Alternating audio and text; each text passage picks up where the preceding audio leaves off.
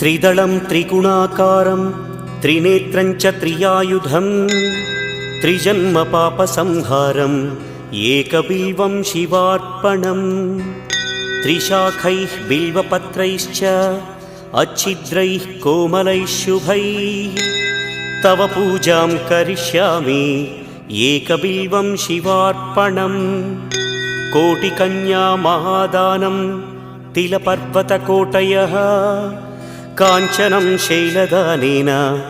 एकबिल्वं शिवार्पणम् काशीक्षेत्रनिवासं च कालभैरवदर्शनं प्रयागे माधवं दृष्ट्वा एकबिल्वं शिवार्पणम् इन्दुवारे व्रतं स्थित्वा निराहारो महेश्वर नक्तं हौष्यामि देवेश एकबिल्वं